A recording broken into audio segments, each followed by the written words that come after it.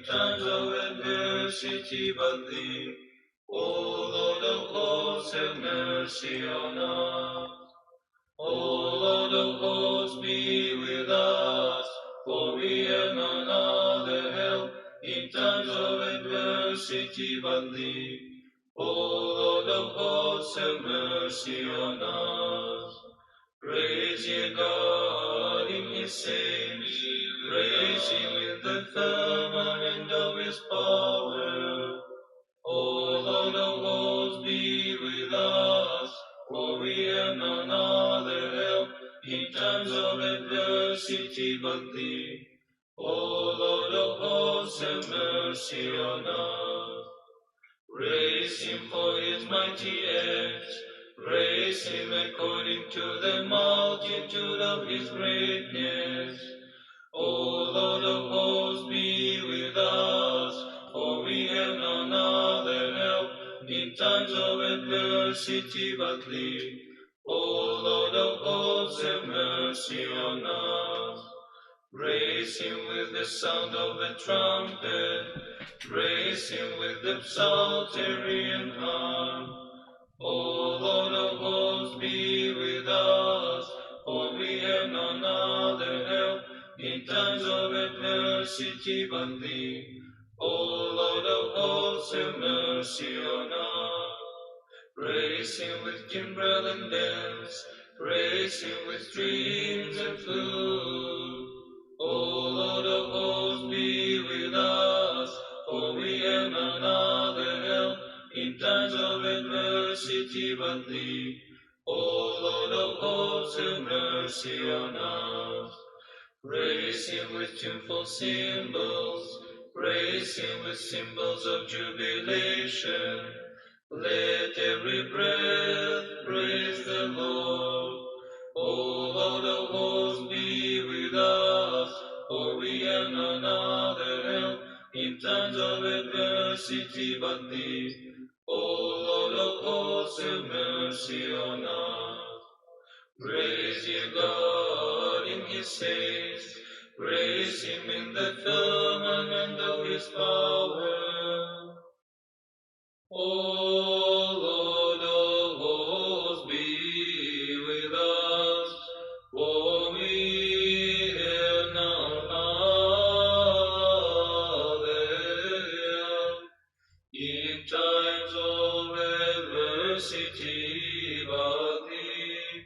O Lord of hosts, have mercy on us. Glory to the Father, and to the Son, and to the Holy Spirit. Burn up thy saints, our intercessors, O Lord, and thy goodness be merciful to us. How could we have dared to praise thee, O Savior, whom the angels glorify ceaselessly? O thou who knowest the secrets of the heart, spare our soul. Both now and ever and unto ages of ages, amen. Greatly have mine iniquities multiplied, O Theotokos. Wherefore I take refuge in thee, O pure one, seeking salvation.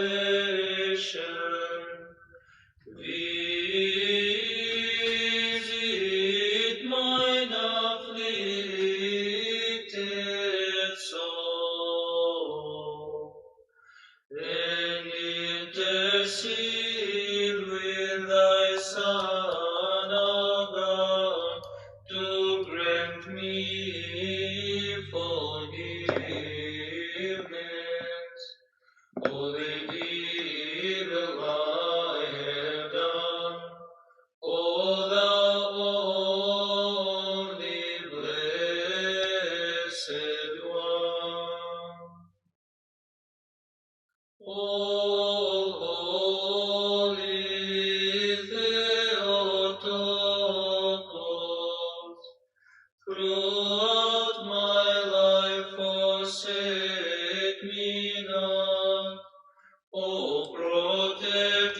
of mankind, but help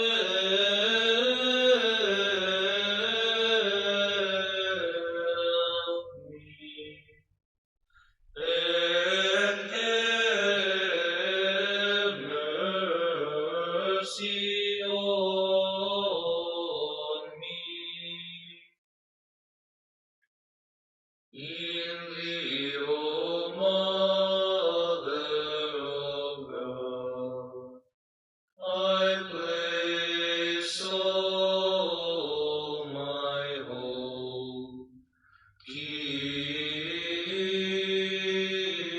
me under thy protection.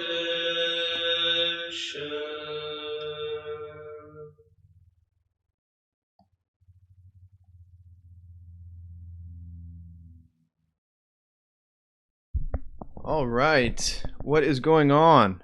How are we doing, fellas? Just want to make sure the audio is good before we get going here. Welcome back, everyone. This is David Patrick Carey with Church of the Eternal Logos, and today I want to talk to you guys about the Christianization of the East Slavs. I think it will be a very interesting video, so I hope everybody will enjoy. But just let me know how the audio sounds here before we go any further. Just curious.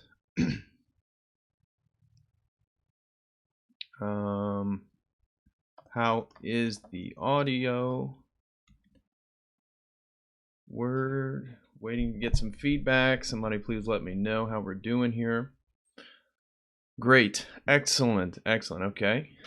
All right. So what I want to do today is we're going to be talking about the Christianization of the East Slavs. And I have a really great 12 pages I want to read from this book right here. And it is the Russian Intellectual History. So you guys are probably seeing that right now. I'm not even going to try to pronounce the author's name. However, I've been reading through this in an effort to sort of familiarize myself more with intellectual history in general. Audio is okay. Loud and clear. Excellent. And he has a great little chapter, chapter 1, on the Christianization of the East Slavs. And that's kind of what I want to read to you guys eventually. But before we even get to that, I want to kind of contextualize what we're getting into here. And we're going to be dealing with Prince Vladimir the Great, Saint Vladimir the Great. I'm sure some of you guys are familiar. He is the source of, or the honor. He's who's being honored in St. Vlad's Seminary here in the United States, the Theological Seminary, Orthodox Seminary.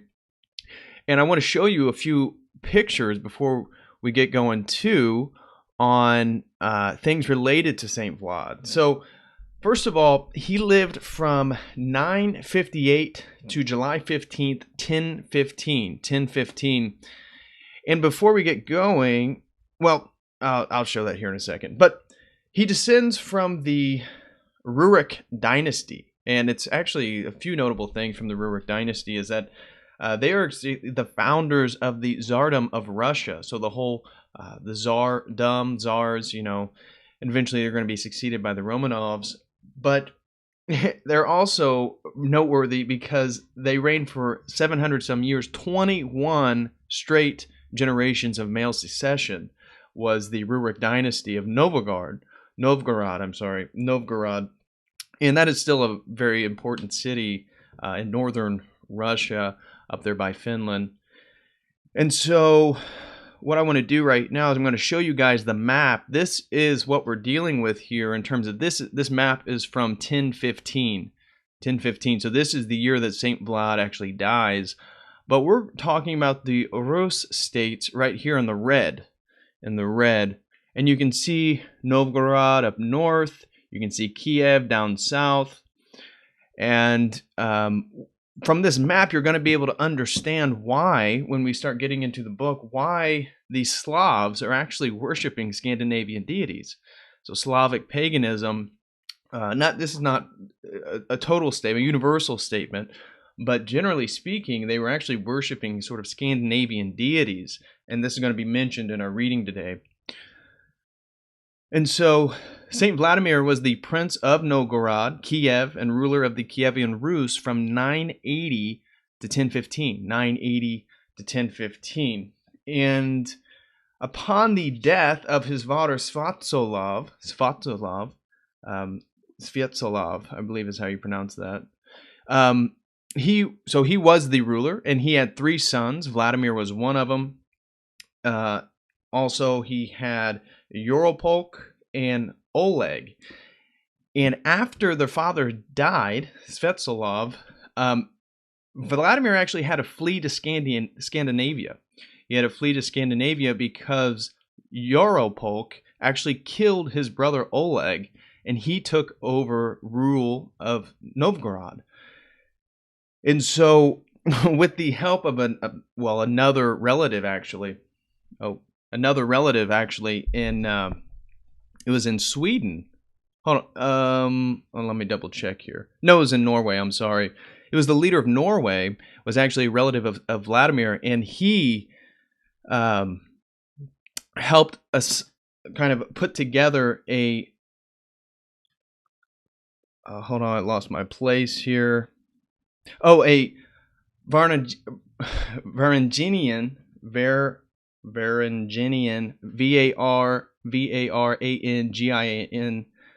Varanginian. And that army, that term is really just referring to people of sort of Scandinavian descent that were actually in and around Constantinople at the time, so the Byzantine Empire. And they were kind of known for their fighting forces, and Vladimir put an army together of them, and he retook Novgorod from his brother. And so it's from there, we're at 980. Now he's the ruler, so that's why I said he ruled from 980 to 1015. 980 is when he actually retakes it from his brother.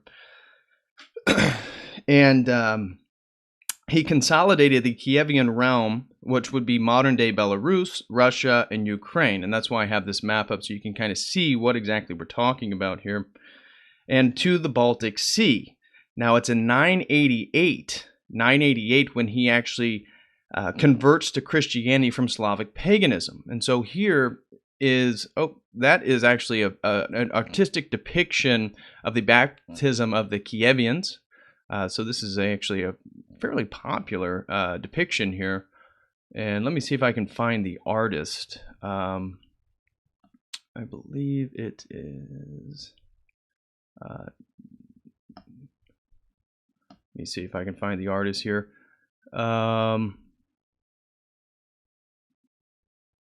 Yeah, so this, actually I don't have it, I'm sorry. So I don't have the actual artist. I believe this is from the 1600s when this was painted, maybe, I'm not positive. But here is actually a depiction of Saint Vladimir's baptism. And this is a fairly, this one is from 1890. This is the one I was thinking of, and it was by Viktor Vaznetsov. And this is the baptism of Saint Prince Vladimir. And so Vladimir actually is a saint in the Orthodox Church, and his feast day is July 15th or July 28th. It depends. It kind of varies depending on where you are. But his Christian name, the Christian name he took was actually Basil. And why did he take the name Basil? Well, it was actually in honor of the emperor of Byzantium at the time, because he gave his sister Anna to Vladimir for marriage. And so there's just a quick thing that I want to read here in regards to this. And so it's in 988 when he becomes Christian. And in 988, having taken the town of, I'm probably pronouncing this wrong. I'm pronouncing most of these names wrong, I'm sure, because I don't speak Russian. Chersonesos in Crimea, he boldly negotiated the hand of Emperor Basil II's sister Anna. Never before had a Byzantine imperial princess, and one, quote, born in the purple, so of great royalty, married a barbarian, as matrimonial offers of French kings and German emperors had been preemptively rejected. In short, to marry the 27-year-old princess to a pagan Slav seemed impossible. Vladimir was baptized at Chersonesos, however, taking the Christian name Basil out of compliment to his imperial brother-in-law, so who gave him his wife. The sacrament was followed by his wedding to Anna.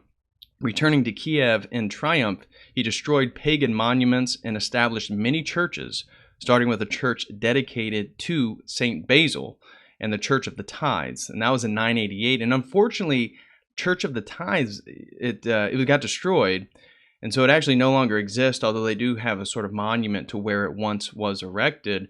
And at that church is where his grandmother, Princess Olga, who actually was the first, we tend to associate the Christianization of East Slavs with Prince Vladimir, but it was actually his grandmother, Princess Olga, who was the first Russian or Rus Christian ruler.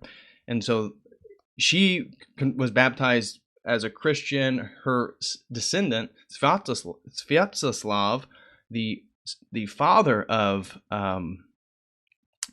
Vladimir, he did not. He stayed pagan all his life, and all Vladimir's brothers were all pagan. So he was the first one to kind of convert from his siblings, but his grandmother was already Christian. And there was one more thing that I wanted to say to you guys before we kind of move on and dive into this stuff is, why did he choose Eastern Orthodoxy? And, this is a really interesting, and this is going to be reiterated in our reading today about the sort of beauty and the majesty that they experience at Hagia Sophia, so the main church there in Byzantium. But he sent emissaries all over the sort of surrounding nations who were trying to convert him to various religions so they could sort of solidify power, build new alliances, stuff like that. And so the Muslims were pretty adamant to get Vladimir to become Muslim. However, he said that was definitely not going to happen due to their taboo against alcoholic beverages and pork, of which Vladimir remarked that drinking is the joy of all Rus. And I think that's probably still true today, generally speaking. So, Islam was definitely out, and according to Ukrainian and Russian sources, he also consulted with some Jewish envoys. However, he ultimately rejected them because he said their loss of Jerusalem was evidence that they had been abandoned by God. So very interesting stuff there. And then he had emissaries sent to the pre-schism, because again, we're before 1054. So there's still conflict between the East and Western churches, though there's not official schism. That the Latin Rite Christian and the Eastern Rite Christian missionaries, they actually went to churches in Germany, and his emissaries said they saw no beauty, which was totally different from what they experienced in Constantinople. So, last thing I wanted to say before getting into our reading today was that, according to this is coming from Alexander Obolinski, a 1993 book, From First to Third Millennium: The Social Christianity of Saint Vladimir of Kiev. This is from that book, but during his Christian reign, Vladimir lived the teachings of the Bible through acts of charity. He would hand out food and drink to the less fortunate and made an effort to go out to the people who could not reach him. His work was based on the impulses to help one's neighbors by sharing the burden of carrying their cross. He founded numerous churches, including, the Cathedral of the Tithes, which no longer exists. He established schools, protected the poor, and introduced ecclesiastical courts. He lived mostly at peace with his neighbors in the incursions of I'm going to mispronounce this, the Pechenegs, alone disturbing his tranquility. So this is kind of debated because it's actually a contentious how Christian was Saint Vladimir. So this is debated, though he is considered, a great saint in Christianity. In Eastern Orthodoxy, I should be more specific. So here is the monument. This is kind of the thumbnail that I'm using today of Saint Vladimir. And so this one is actually taken, I believe, from Moscow, although the famous statue of him is in Kiev. is in Kiev. And so I also wanted to show you guys St. Vladimir's cathedral, which is in Kiev, and it's a very beautiful church. And so you guys may have seen this church before. And I have some really beautiful photos of inside it. So here is the outside. This is the front walking into it. I really love the yellow and the blue. And then once you get inside, very, very beautiful icons. Well, I'll just let you guys see it for yourself. And then here is another one.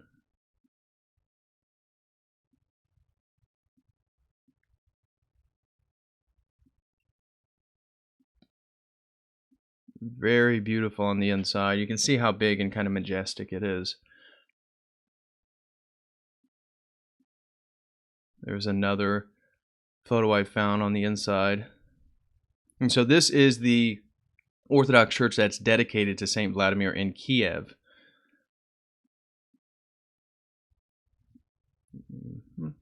And then here is just a good aerial photo I thought I found. Just wanted to share with you guys. And so that's kind of the introduction that I wanted to share with you. Actually, I can make this a little bigger if you want. Very beautiful. Of course, you can see the sort of kind of Soviet-style buildings in the back. Not as gorgeous as the Orthodox church there. Okay.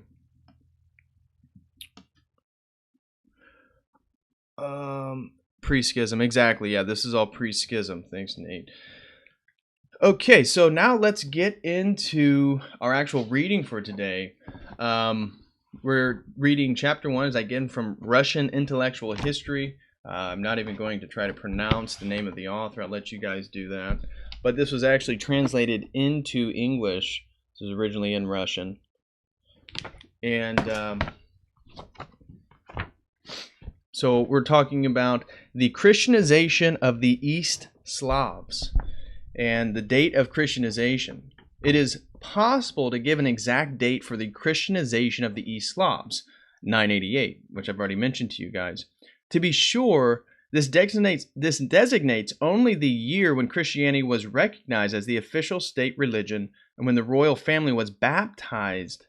Our chief sources here are the old Russian chronicles, the oldest of which was probably not written until some 50 years after Christianization. So that's obviously a difficulty. It was written 50 years after the Christianization. It is noteworthy that this chronicle, the primary chronicle, and if you look at it, it usually refers to the primary chronicle discussing this stuff, or as it is also called after one of its compilers, the Nestor Chronicle, gives several versions of the events which led up to the Christianization. The only thing that is certain is that the Christian faith was introduced by Prince Vladimir the Saint after negotiations with Byzantium, and that the population of Kiev was baptized in 988. And that's what I was showing you guys with the artworks, was the population, gosh, can't speak today, of Kiev being baptized.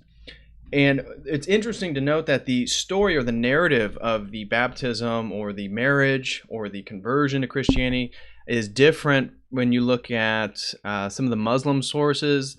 It talks about how this is more of a sort of pragmatic marriage between Anna and Vladimir, because I told you that she was 27 years old. She was the princess of Byzantium, and she was wedded to him by the Emperor Basil II.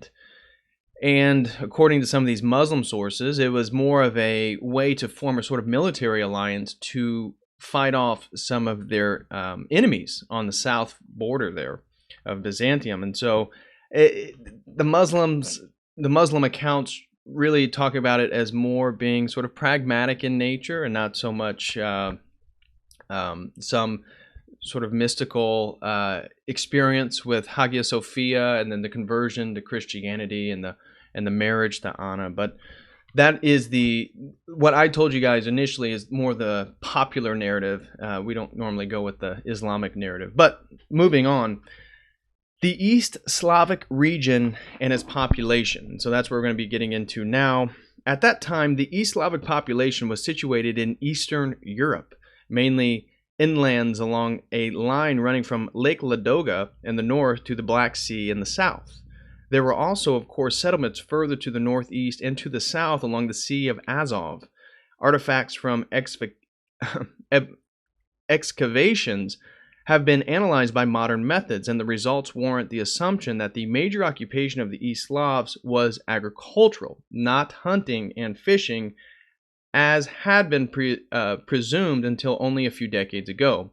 Numerous cities were scattered over the area. Some were real cities in which trade and industry prospered, but others were merely places of refuge surrounded by mighty earthworks, fortified spots to which the rural population would flee in times of danger. Two of the major cities of the first type were Novgorod, which I've mentioned, situated in the Volkhov River, and I'm totally mispronouncing this stuff, so I apologize. Not far from Lake Ilmen, and Kiev, located on the middle course of the Dnieper. The Novgorod-Kiev trade route was the important one leading from Scandinavia to Byzantium, and the trade relationship made possible by this route were also the basis of the wealth of Eastern European trade centers, especially in the 10th and 11th centuries. The route served for both transit and export trade, and the main exports were pelts, honey, and wax, slaves, and perhaps also grain.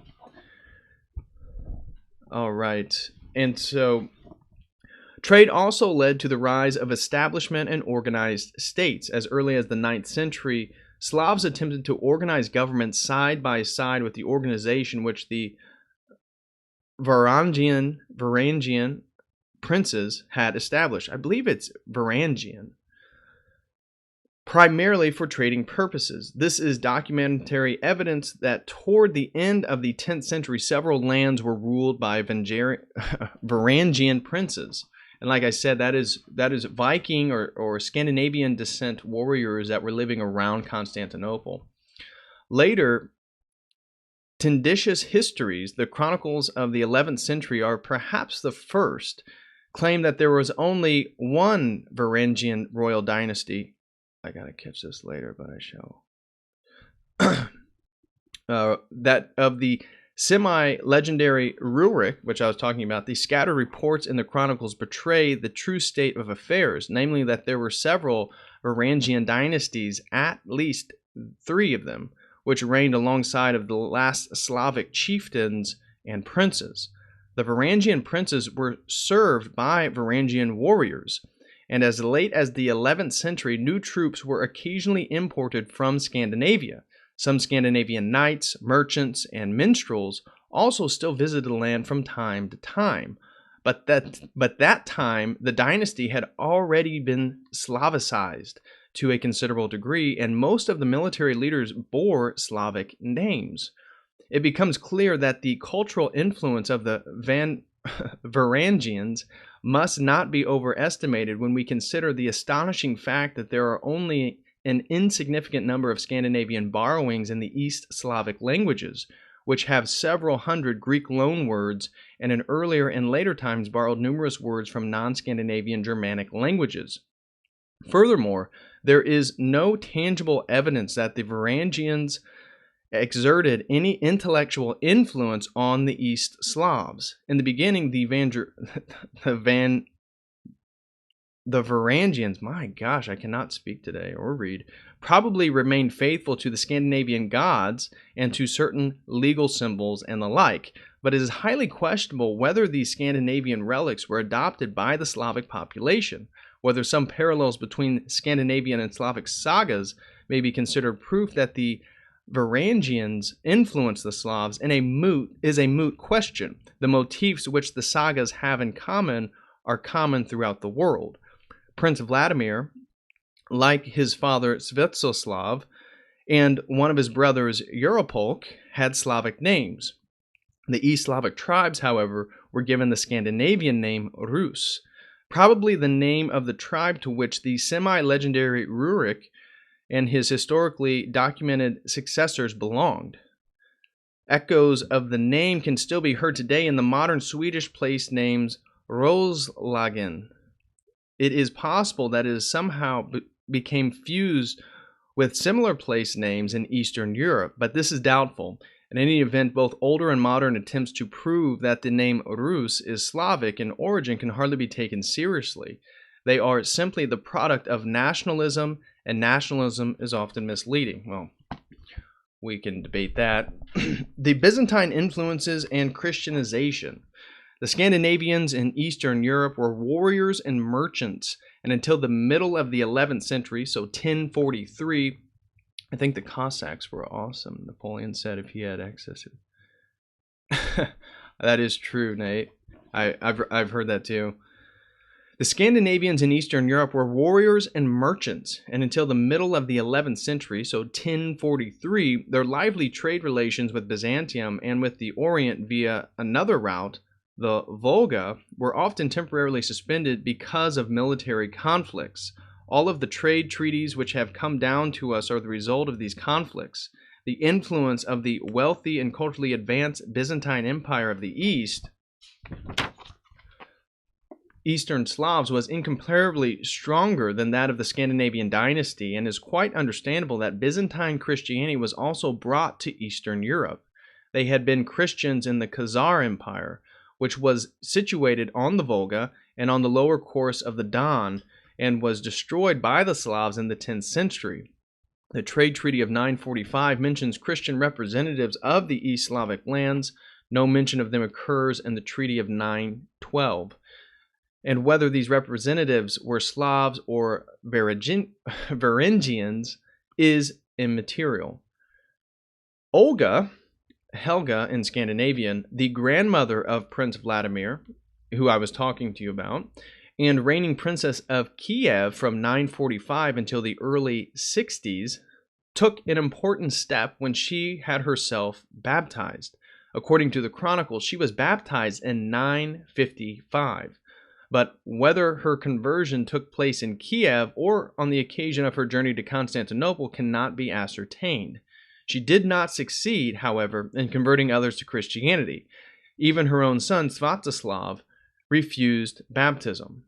The Byzantines either attributed no particular significance to the conversion of the princess or wanted to place the congregation directly under the Byzantine hierarchy. And so Olga requested the Western Church to send her a bishop. Bishop Adalbert of Magdeburg was sent, but he did not arrive in Kiev until after the death of the princess, and he returned to Germany without having accomplished anything. Prince Sviatoslav, Olga's son, rejected his mother's request that he permit himself to be baptized. His warriors were probably all pagans, and the primary chronicle asserts that he believed that they would be against his conversion. There was some reason to believe that Sviatoslav, his two sons, Oleg and Yaropolk, or at least one of them, did convert to Christianity. His illegitimate youngest son, Vladimir, remained a pagan. After Oleg and Yaropolk had been killed in the feud, which broke out among the three brothers, Vladimir became the absolute monarch of an entire territory along the Great Trade Route. Now, from my understanding, Oleg, because I read a different source, and Oleg actually is killed by Yaropolk. And Oleg, the reason it was noteworthy that he has a Scandinavian name as opposed to a Slavic name. According to the primary chronicle, the first years of Vladimir's reign were times of pagan reaction. He had images of the Slavic gods erected in Kiev, and while it is probably not true that human sacrifice was made to them, two Varangian Christians were killed by a mob because they refused to make sacrifices to the images. The primary chronicle gives various reasons for Vladimir's decision to become a Christian, and 3 or 4 different traditional versions exist. According to one version, Mohammedan, Jewish, Roman, and Byzantine missionaries came to visit the prince, and after listening to the reports, he decided in favor of Christianity. According to another, Vladimir sent ambassadors to various countries to visit religious services, and the ambassadors recommended that Eastern Christianity be adopted because the Byzantine church service had been a particularly strong aesthetic impression on them. Quote, "We did not know whether we were in heaven or on earth, for on earth there is no such beauty, and there, the Greeks, religious service is better than that of all the other countries. We can never more forget this beauty, just as any man has tasted of something sweet will never again want to partake of anything bitter." They also gave the following reason for their recommendation. If Greek law were bad, your grandmother, who was the wisest of all human beings, would not have accepted it. In addition to these versions, obviously the product of popular tradition, the primary chronicle reproduces a long sermon by a Greek missionary. The sermon cannot have had ecclesiastical sanction, for it contains several apocryphal motifs. Moreover, there is reason to suspect that this sermon was simply borrowed from a story about Prince Boris, a Bulgarian who had been baptized a century earlier. Yet another account of Vladimir's conversion reports that Vladimir sued for the hand of a Byzantine princess that when her brothers, the emperors Basil and Constantine, refused to give their sister in marriage to a pagan, Vladimir launched a campaign against the Greek colony of Chersonesus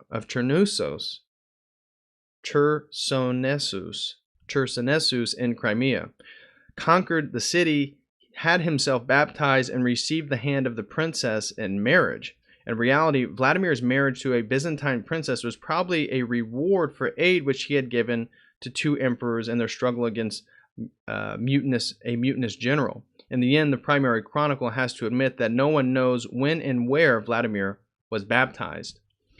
Later, a tradition developed which makes no mention at all of the role of the Greeks in the prince's conversion to Christianity and portrays it as a purely religious experience. There can be no doubt, however, that Vladimir had political aims in mind when he converted to Christianity, or that the Byzantines, for their part, expected to gain certain political advantages from his conversion. For Vladimir, conversion to Christianity meant a closer alliance with the culture of a mighty empire. By marrying a Byzantine princess, he might expect to achieve a rank equal to that of the Byzantine emperors. Possibly the prince hoped that the church would support his state policies as it did those of the Byzantine rulers. The Byzantines expected that Christianization would tame their restless and dangerous neighbors, and believed that when the country became Christian, it would to some degree subordinate itself to Byzantium, the center of Christendom. The expectations of both parties were fulfilled only in part. In any event, a new era of the Slavs did begin, one which soon provided some insight into the intellectual development of the Russian people, particularly of the cases which were the cultural leaders, and the literary sources available to us from the time do permit us to make some judgments about the intellectual character of the time. Vladimir commanded that the idols be removed, that some of them be destroyed, and that others be committed to the flames. But he commanded that the image of Perun, Perun, be tied to a horse's tail and dragged from the mountain to the river, and that 12 men beat it with iron staves, not because the wood was able to feel anything, but so to mock the devil, when in this form had led many men astray. While the idol was being dragged in the Demitrij, the unbelievers who had not received holy baptism mourned, and the idol was thrown into the river. Vladimir commanded that if the idol should float to the banks of the river, his people should push it back to the river until it floated through the rapids.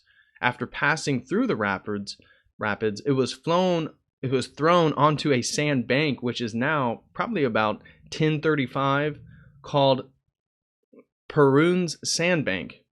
According to the legend written down later, the pagans ran along the banks of the river behind the idol, begging it to climb out of the water. In Novgorod, the story continues, the idol hurled a staff, which it held in its hand unto the bridge it was about to float under. Since that time, this bridge has played a fateful role in the life of the city. During the turbulent Novgorod Republic, it was the scene of veritable battles between opposing political parties. The peoples The people, of course, were converted only gradually to Christianity, whereas the population of Kiev was baptized in one day, on August 1st, according to a 15th century tradition, in the Demitrij River. In fact, Novgorod was not converted until sometime later, and in the countryside, Christianization proceeded even more slowly. Novgorod is the only city in which resistance of the pagans is reported. The story that the people did not look on calmly when their idols were hurled into the river, and that crowds of people walked along the riverbanks after the floating wooden idol, imploring it to climb out of the water, has the ring of truth to it. But the lack of any persistent or organized resistance to Christianization is rather astonishing. Did the masses, even then, stand mutely by, as they often did in later centuries when radical changes in Russian life occurred? And so now we're going to be moving to the East Slavic paganism. I think it's really interesting when he talks about paganism and the East Slavic tradition. So are we still doing good? The Vespers. I like what you did there, Nick. Okay, so now we're going to be talking about East Slavic paganism. Unfortunately, very little is known about East Slavic paganism. In the framework of this study, the pagan world of the East Slavs can hardly be considered a phenomenon of intellectual history. The names of a few gods have come down to us, and it is no longer necessary to view this tradition as skeptically as leading experts on the subject did only a few decades ago. However, we can sketch the religious attitude of the pagan East Slavs only in very general terms, and this is all the more regrettable because, for the reason, it is impossible to ascertain why the East Slavs abandoned paganism with such a clarity and with so little resistance. Some of the West Slavs, by contrast, continue to cling quite tenaciously to pagan beliefs. And it is very probable that the paganism of the East Slavs had not reached the stage at which religions develop a system of dogma, no matter how primitive, and create a fixed group of gods in Olympus. We know the names of some of their gods. Perun, as I mentioned, who is probably connected with storms, thunder, and lightning, so you could probably understand him as a sort of Zeus character. Veles or Volos, Veles or Volos, who was responsible for maintaining the general welfare of the people and was linked in particular to animal breeding. Interesting. The names of other gods cannot be connected unequivocally with any specific ideas, and the accuracy of the evidence we have about these gods is open to doubt, although in some cases it can be supported by etymological evidence. Kors, for example, was probably the personification of the sun. The name Mokosh does sound Slavic, but it is probably connected with, and I'm going to butcher this again, Mokri Mokhanut, moist, to become moist, and Stribog, Stribog, may have been the god of the winds. In the lay of the host Igor, which was written down between 1185 and 1187, the winds are called Stribogs, grandchildren. Other names such as Dazhog or Svarog, Svarog, Svarog, cannot be interpreted with as much certainty.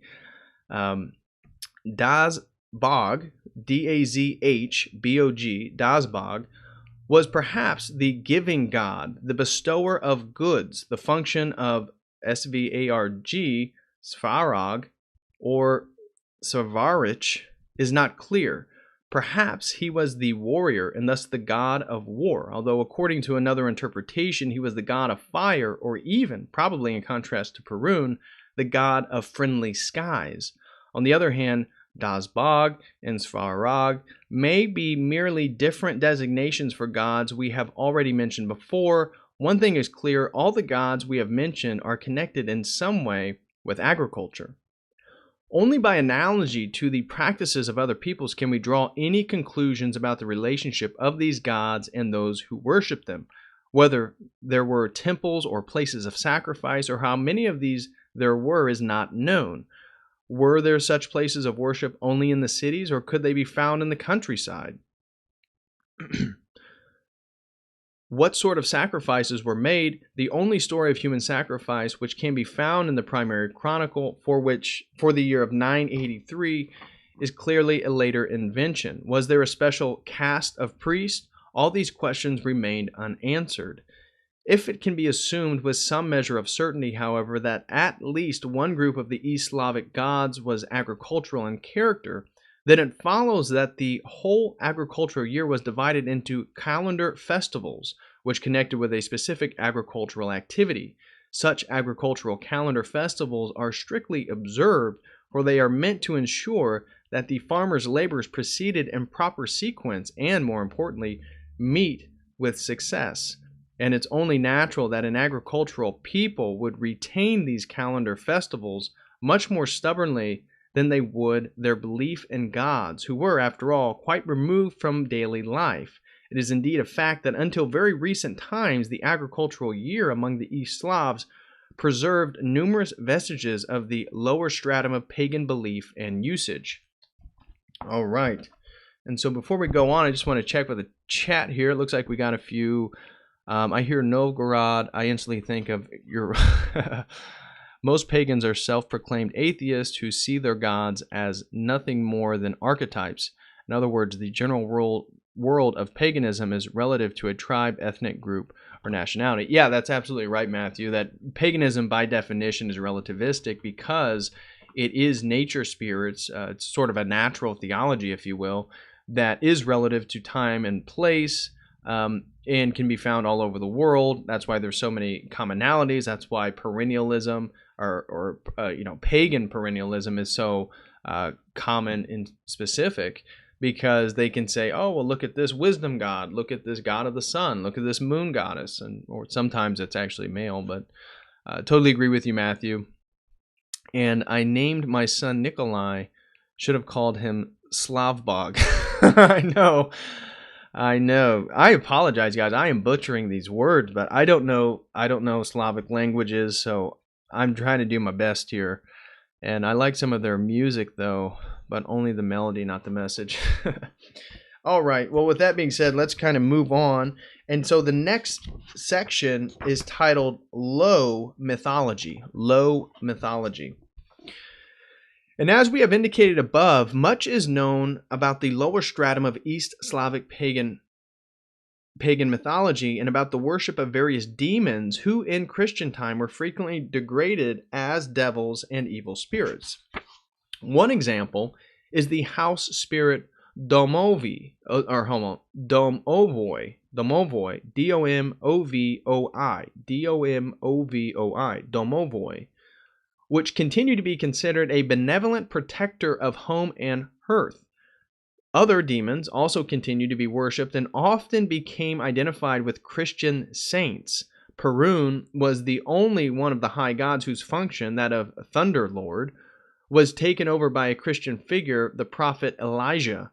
In many instances, we can only suspect that behind a Christian saint there lurks a demon about whom we no longer have any detailed knowledge. Now, I thought that was fascinating regarding Slavic Orthodoxy, Russian Orthodoxy, because I've heard, and again, I don't mean to degrade anybody, but within various schools of Orthodoxy, it's common for people to kind of criticize the Russian or the Slavic form of Orthodoxy and say that they tend to incorporate semi-pagan elements. Now, I'm not making a judgment on that, but it's very interesting that given that's still a modern criticism, that here it's talking about how many of the Christian saints were kind of repatriated forms of pagan demons, if you will. It is thought that in, quote, low mythology, there were a considerable number of spirits, ranging from benevolent ones who helped with childbirth or protected life, or protected life, to preserve. So it comes from the word to preserve, to protect, to originally evil spirits like the water sprite, and this is Vodianoi, Vodianoi, and probably also the wood sprite, Leshi, Leshii, or maybe it's Leshai, who sought to lure mortals into the realm into their realm and enslave them. There are occasionally allusions to other spirits whose nature remains completely unclear. For example, the Chronicle notes that some ignorant people believe that during eclipses of the sun and the moon are, quote, eaten up. Eaten up by whom or by what? Question mark. By a sun wolf, as is the case in Norse mythology. Again, remember that many of the Slavic pagan gods are going to be variations of Scandinavian deities, given their ethnic relationship there. Or by a snake, as was believed in many parts of the Orient. Karna, Vilia are mentioned in the Lay of the Host of Igor. They are possibly spirits which had something to do with the ceremony of mourning the dead. The Lay of the Host of Igor also mentioned the prophet of doom, Div, D-I-V, whom some construe to be nothing more than a bird or a wildcat. Very interesting, right? And so now we're going to be moving into the customs. A good deal is known about these customs and usages of pagan times, which lived on, sometimes in changed form. There is evidence enough that the old East Slavs worshipped springs, rivers, and trees, but neither the felling of holy trees nor the destruction of holy springs and grove is mentioned, as in the case in other areas. This probably indicates that this worship was of no great importance. Various customs reveal, however, that nature was thought to be full of demons. In this respect, some of the customs which later came under attack are of great significance. Among them, praying under the grain wagon and the worship of the earth, Mother Moist Earth, quote unquote, to whom confession was made. These two customs are likewise connected with agriculture, but they were perhaps influenced by Christian rules for prayer and confession. Whatever the case, Mother Moist Earth was able to survive for a long time. Its later variants from the 17th through the 19th century are more familiar to us. The idea of Mother Earth often blended with that of Mother of God. The fact that the East Slavs addressed the stars would be of interest, were it not for the fact that a report of this practice could just as well have been borrowed from the Bible. The pagan burial customs, a funeral banquet, and jousting at the burial barrow are probably not peculiar to the Slavs, but to the Varangians, or to the Varangian prince alone, primary chronicle for the year of 945. An Arabian report about the burial of a wealthy Russian probably concerns the funeral of a Scandinavian. In some cases, it was not known whether certain customs were common to all East Slavs or were peculiar to the people of a limited area. The same holds true for some nature demons known only to the people of certain regions. The Ukrainian population of the Carpathians, for example. It should also be kept in mind that a considerable number of present-day Great Russians are Slavicized Finns, and that their customs go back to the traditions of a Finnish and not a Slavic people or tribe. One thing is certain, though. The world of the old East Slavs was a world full of demons and secret magic powers. These were presumably thought to be thoroughly tangible, material, so to speak, and the existence of ancestors after death was also conceived of as a material existence. The Rusalaki, R-U-S-A-L-K-I, Rusalaki, I don't know, who are generally regarded today as water nymphs and whose name is derived from a foreign word, Latin rosaria, were in earlier times spirits of a quite different sort. And accounts written during the Christian era, most of them from later times, the Ruskali, are described as the, quote, souls of children who died without being baptized and of people who died suddenly and who were therefore deprived of the Christian sacraments. The Rusalaki dwelt not only in the water or by the water, they were everywhere. Often in the forest, they could be dangerous to human beings, Presumably, it was believed that after death, people existed as reverents and climbed out of the grave and led a life similar to life on earth. Burial sites confirm this. Objects needed for everyday living were buried along the dead. The reverend could even be a vampire, and associated with this belief of several burial customs which were intended to protect the living from the dead. There were ways to make it difficult for the dead to return to the earth. To prevent the descendant from finding his way back to where he had lived, he was not carried out through the door of his house, but instead was lifted out through the opening made in the roof. His eyes were closed. Even in the summer, he was borne on a sled, which was left easily eradicable tracks in the snow and almost no tracks at all on the ground. This custom still existed in the 19th century in some parts of the Ukraine. Baptism freed men from life after death as a reverent, and to the rest of the grave until the day of resurrection most surely have been felt to be a salvation. So I thought that was fascinating about how these kind of reverent spirits were forms of vampires, and that they, that the links they took to try to not let the dead know where they lived on earth, or they would return and sort of haunt these places. And certainly you think of then the legends about vampire and Dracula coming from, really Eastern Europe. So I thought that was really fascinating, and sort of the giving everyday or items to the dead. That's just really a common practice of pagans, right? I mean, if you've ever been to China, that's something that they do quite often in Chinese folklore is if you go to tombs of various emperors or important people, they throw money on the tomb. They give food to hungry ghosts, stuff like that. So now we're going to move on to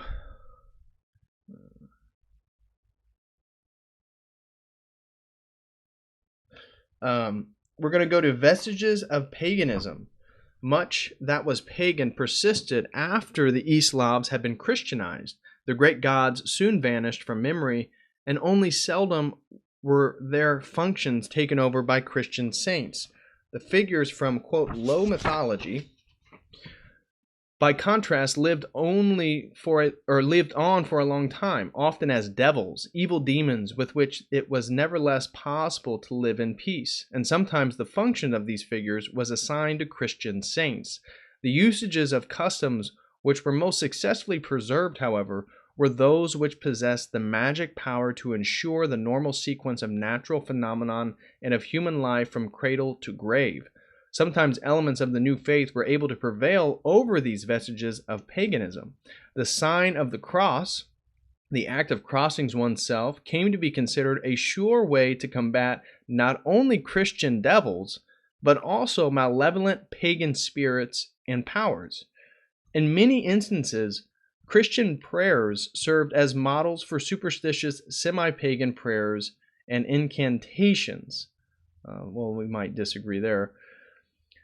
Finally, the idea that one lived on after death was as a reverent persisted. Not only the people who needed to fear such a life after death were those who had died without being baptized or receiving the sacraments.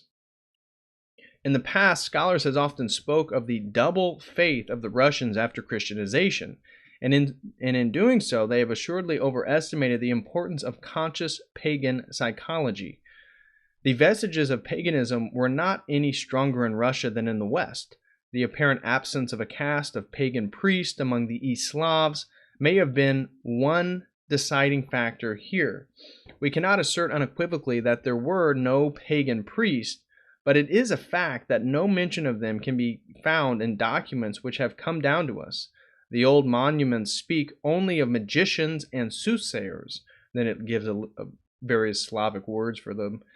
The Russian word for priest, zhrets, zrets, means performer of sacrifices, and was so little associated with pagan practices that when the Bible was translated, the word was used immediately to render Christian term priest. The East Slav magicians were obviously unable to mount any resistance strong enough to attract the support of large numbers of followers, and in later times conjurers and healers remained active for a long time without ever wanting or being able to establish any independent opposition to Christianity. Okay. So, sounds like from the Golden... from Skyrim tier stuff. Yo, dog. Hey, Justin, what's going on, brother? Pagan religions stealing stuff from the church again. Yeah, basically. So now we're going to move into the early East Slavic Christianity. Christian life, whether life within the church or Christian forms of life in the world, spread only very slowly. The East Slavs had an advantage, for they had at their disposal the rather extensive Christian literature which the South and West Slavs had developed earlier. Their works included, but were by no means limited to, liturgical texts of the Bible, for which, it is true, the historical books of the Old Testament were omitted. The first translations had been made in the 9th century, and in the 10th century Bulgaria had enjoyed a literary efflorescence. The East Slavs took over products of this flourishing literature, both translators of original works as well as some works from Bohemia, where the Slavic liturgy was not forbidden until the end of the 11th century. South and East Slavic works were written in Old Church Slavic, which was based on a Bulgarian dialect and contained some few lexical items from West Slavic. At that time, this language was essentially intelligible to East Slavs, and when copying books from the Old Church Slavic, it was not difficult to adopt the orthography of East Slavic pronunciation. Thus, the East Slavs possessed from the very beginning a comprehensive body of religious literature in a language which they could understand. Very soon, original works began to appear. The oldest preserved manuscript, and I'm going to mispronounce this as well, the Ostromirovo, the Ostromirovo, the Ostromirovo Gospel, Ostromirovo, dates from 1056 or around 1057, but it can be stated with certainty that the first original East Slavic works were written as early as the 10th century. A short work about the founding of the Kievan Church, probably written about 990, has been preserved in copies which were made at a later date. Only the content of these writings is of interest to us. A few works, although composed somewhat later in the middle of the 11th century, reveal the way in which the East Slavs experienced Christianization. Christianity was probably not completely alien to them, for even earlier there had been Christian Greeks and Slavs in large cities. The primary Chronicle estimates that the people of Kiev already knew something about Christianity. To the, quote, new Christians, baptism seemed to be an entry into a better world, a guarantee to salvation. It is clear that they generally believed that those who were baptized were purged of their sins and assured everlasting bliss in the hereafter.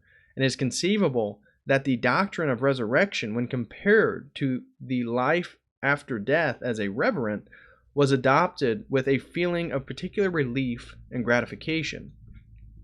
Our sources supply no details to the early years of Christianity among the East Slavs, but even somewhat later down the road, down to the end of the 11th century, the same joyous tones are heard in various works of literature. Quote, in the hour before death, unquote, the Christian was united with the entire Christian world. Through baptism, he was freed from the powers of evil, from both sin and malevolent demons. He could expect with certainty everlasting bliss in the hereafter. Combined with these thoughts were tones of aesthetic enthusiasm, which were awakened by the new Christian temples and by the church service. Soon, to be sure, different tones could be heard. The new faith imposed heavy moral obligation to those who were baptized. From time to time, the nation even arose that asceticism was perhaps the best way after all to achieve salvation for the soul. For more than a century, however, the voices we hear are those of Christian optimism.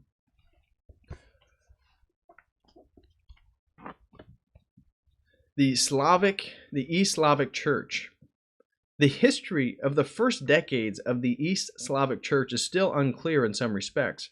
According to tradition, after Christianization, the Rus immediately became members of the Greek Church, which was represented by the Greek Metropolitan of Kiev and by a few bishops. Questions of church history cannot be examined here, but a brief discussion shall show that the facts about the situation are not that cut and dried. Up to 1037, nothing is known for sure about the Kievan Metropolitan.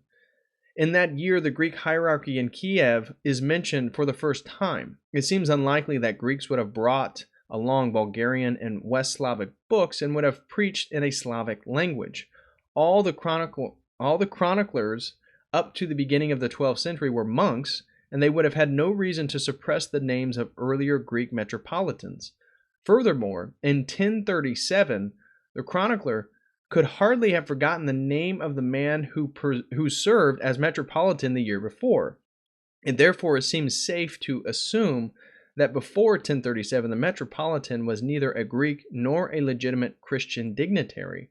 Various hypotheses have been advanced to explain the historical facts, but only the three most convincing ones will be mentioned here.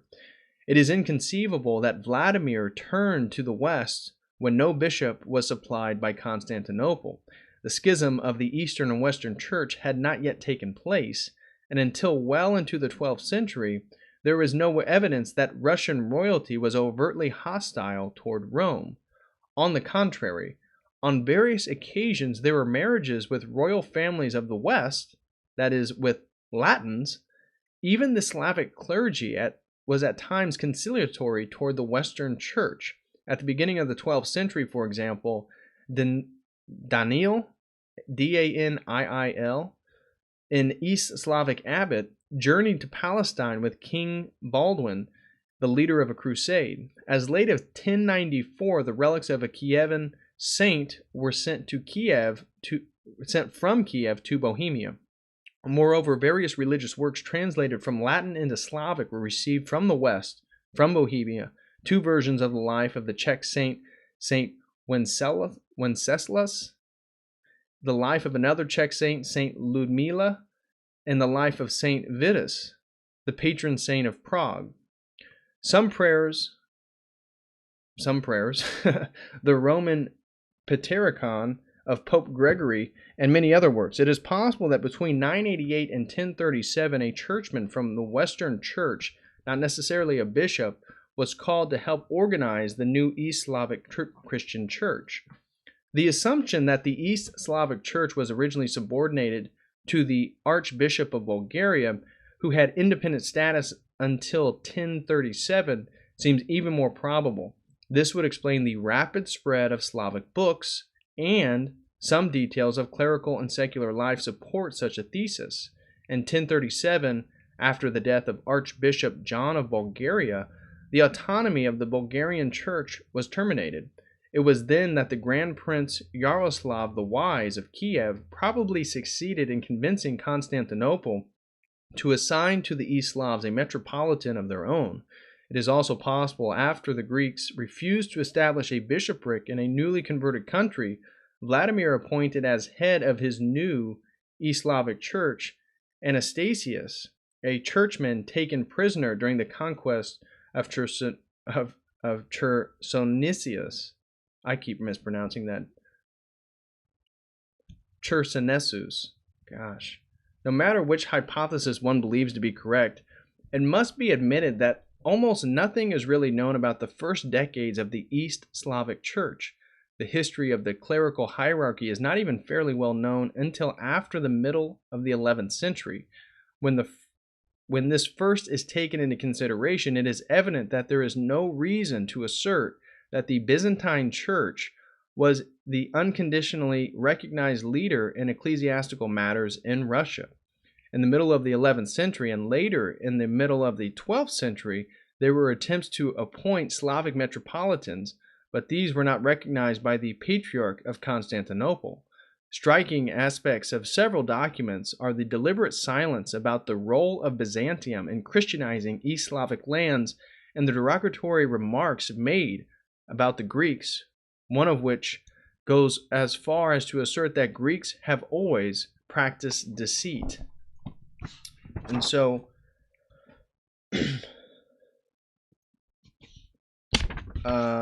let's see, what else was I going to... How's everything going? Everybody still having a good time? If you guys could, please like the video while you can. Okay. Okay, now moving forward, we're going to move into the intellectual life of the 11th and 12th centuries. And we're going to be talking about Christianity here, cultural matters. And then we're going to be leading into the relics of Christian utopia. And so cultural matters. One characteristic of the first centuries of Eastern European intellectual history, the high esteem in which culture was held, is manifest in the frequency with which works of literature remark the erudition of individual churchmen and princes. Among the churchmen, Hilarion, 11th century, and Klim Smoliatich, oh my gosh, and Kirill of Turov should be mentioned. Princes signaled out the first praise included Vladimir Monomach's father, Vesvolod, who knew 5 languages. The Prince Vladimir's, oh my gosh, Vasilikovich, who was called the philosopher. Every cultural activity, from literary efforts and sermons to the copying and binding of books, was noted by the writers of the time. For example, it is reported by Saint Theodosi helped bind books. What book is this?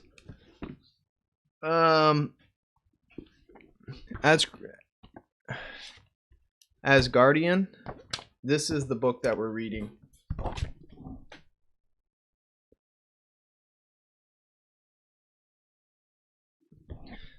Rich Smith, thanks for the compliments on the vest. I have a bunch of these vests. I actually love wearing vests. I love wearing vests and sports coats. So I tend to dress up every day. But thank you for that. Although I take the hipster reference a little insulting. No, I'm just kidding. It's all good. Okay, so occasionally there are reports of intellectual activity at princely courts, the reading aloud of theological epistles, and fragments of the literary efforts of some princes have come down to us. Even the nobility engaged in copying books.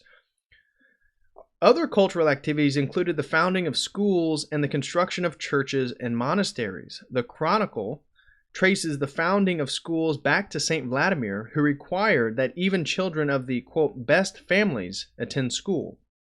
Although it was long believed that schooling was not widespread, there can be no doubt that at least reading and writing were. For one thing, in the ruins of old churches, there were numerous inscriptions made by tradesmen. Of particular significance, however, are numerous letters and documents found in Novgorod. These were scratched on strips of bark, and some of them were written by people from the middle class. Note in the primary chronicle concerning the cultural activity of Prince Yaroslav the Wise reveals how highly education was esteemed. Yaroslav applied himself to books and read them continually day and night. He assembled many scribes and translated from Greek into Slavic. He wrote and collected many books. The author of this notes devotees an entire page to the praise of books. Quote, "The rivers that water the whole earth, they are the springs of wisdom, for books have an immeasurable depth. By them we are consoled in sorrow. They are the bridle of self-restraint. If you seek wisdom attentively, you will obtain great profit from your spirit. He who reads books often converses with God or with holy men." Unquote. He who reads books often, similar praise of books can also be found in a collection of writings dating from 1076. We might note here that the 11th century, the literature with which the East Slavs were familiar was quite extensive and by no means exclusively religious in character. There were also histories, romances, and books on geography and sciences. The content of these books was in large measure that of early medieval Latin literature in the West, but because they were available in Slavic, they were accessible to every Slav who could read. Churches, icon painting, church art, and the liturgy were as highly prized as were books. This can be seen from the charming encomium to the city of Kiev, which was written during the time of Saint Prince Yaroslav by Metropolitan Hilarion, probably about 1051. Quote, "Look at the city and how it shines in sublimity. Look at the churches and how they blossom forth. Look at Christianity and how it grows. Look at the city and how it glistens, illuminated by the icons of the saints, enveloped by incense, filled with the sound of praise and with religious songs." It cannot be denied that with time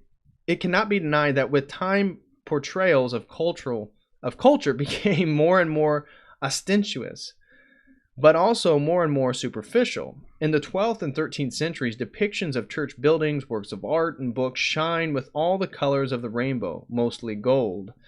If you were to judge the actual cultural level, however, we must turn to the literature which has come down to us, and when we do this, we can determine that until well into the 13th century, there was only beautiful and sublime works of literature, but also excellent translations. Another aspect of culture was important of the land, and it too received recognition. There are numerous comments on it in the Chronicles. Streets had been laid and moistity. It says to lay streets. MOSTI. Most, I don't know. I'll let you guys figure that out. And a phrase which occurs again and again.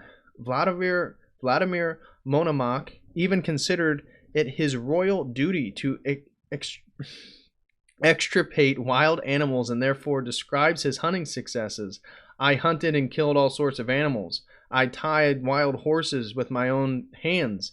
2 wild bison threw me and my horse on their horns. A stag gored me. 1 elk trampled me. Another gored me. A wild boar tore my sword from my sword belt. A bear bit the saddlecloth of my horse. A wild beast, probably a lynx, leaped into my lap and threw me and my horse down. But God kept me hale. Thus did I trouble myself while hunting." As late as the 13th century, we find words of praise for the hunting feast of a devout prince. All right. Okay, now we're moving to relics of the Christian utopia. That's what we're getting into now. It is interesting that vestiges of the utopian concept of the state, which the Chronicle attributes to Saint Vladimir, can also be observed in Vladimir Monomach. Monomach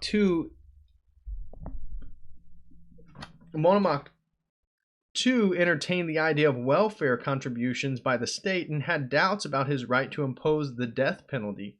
Nevertheless, he does not go as far in his statements as St. Vladimir had gone, as told in the primary chronicle. Vladimir Monomach does, however, reject the death penalty, kill neither the just nor the criminal, and do not command that such a person be killed, even if he deserves to die. Unquote. At the time, he gives his children the following piece of advice, quote, "Above all, do not forget the poor, provide for them." Unquote. To be sure, Vladimir qualifies this statement by adding, quote, if that is possible, unquote. These two statements about Monomach's conception of government must be considered no more than pious wishes, for it can hardly be assumed that Vladimir and his children never pronounced the death sentence, and we know that the modest means Vladimir sought to combat the poverty and indebtedness of his subjects. The means at his disposal could naturally ease the need only in part. However, if the chronicles and other writings are to be believed, the idea of the peaceful welfare state had not completely disappeared. As early as the 12th century, another sort of Christian utopia emerged, a much more fateful one. In fact, the first signs of the concept of the theocratic state became visible. In descriptions of the princes, even those written by secular writers, external piety came to occupy a more and more prominent position. The ornate church buildings, luxurious accoutrements of the churches, and the quote, love of the clergy now often received greater emphasis and more praise than the prince's care for specific state duties and for the poor.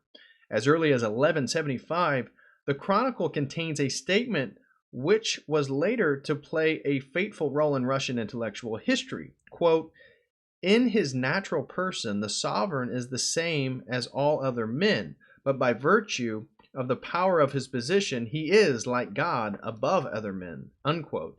This is a quotation from a panegyric to Emperor Justinian, which was written by a Byzantine author named Agapit. It was merely a rhetorical flourish, but later it came to be taken seriously. The use of this quotation is particularly serious because it is applied to Prince Andrei Bogolyubisky,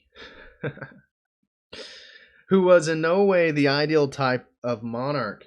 Prince Andrei was murdered by his boyars in 1174 because, to judge by all that is known about him, he was a ruthless politician and a black-hearted tyrant. In his struggles with other princes in 1171, he also became the first to destroy the old city of Kiev, and in so doing, he did not hesitate to rob and burn the churches and monasteries. He did not remain in the conquered city, but took up residence in a city to the northeast, Vladimir, which was beautified with handsome buildings. Even some of the encomium, which was dedicated to him by a faithful servant, we can discern in Andrei the classical features of the tyrant. The author of the encomium was prepared to declare the prince a saint because of his martyrdom, and this too was an ominous portent of things to come. Okay, and now we're going to move to the next section. This is the beginnings of Christian life and literature. For the modern reader, Russian piety during the 11th and 12th centuries is easier to comprehend than the Russian concept of the state. This piety, it must be conceded, was at first not uniform in character, but in considering it, were confronted not with multiplicity of different types of devoutness, but with a rather sharp contrast between two tendencies. The struggle between them can be traced through the centuries and assumed in the 15th century the form of new intellectual movements. The earliest documents which concern the propagation of the new religion point in two different directions, one toward the churches and monasteries and the other towards those pious souls who remained a part of the quote world, unquote, but wished to serve God and fulfill his commandments. As early as the middle of the 11th century, there was a Slavic metropolitan, Hilarion, who, to be sure, was soon forced to yield his post to a Greek. Soon Slavic bishops are also found in various cities. The ever-increasing number of literary monuments was, for the most part, written or translated or copied by churchmen, and these writers, translators, and copyists must have been Slavs, although some of them, mostly Bulgarians, may not have been East Slavs. Moreover, the Greek hierarchs had to use Slavs as secretaries to assist in translating their circular letters and their other writings. And by the same token, Slavs who worked in Byzantium composed or altered the style of the documents which emanated from the episcopal chancellery. The role of Slavic secretaries as signed to Greek bishops in a foreign land was even more important. Soon there developed a group of professional literati, which was independent of the episcopal chancelleries. In the early years of the few Russian bishops were active in the field of literature, monks and abbots played a very important role. Okay, I need to get a drink of water here. Is everybody still having fun here? Just curious. All right. Gotta wet the old whistle. How we doing? Everybody doing good? I'll just take it as a yes. I'll take the silence as a yes. All right. So now we're going to go to the Kievan Cave Monastery. We're going to be talking about the Kievan Cave Monastery. Originally, old Russian monasteries probably had a very few connections with the Greek hierarchy. In the beginning, they arose as a result of the private initiative of pious converts. Such was the case with the famous Kievan cave monastery. The primary chronicle describes how the monastery came to be founded, probably about 1040. According, again, remember, 1040, Vladimir the Great dies 1015. I voted for logos.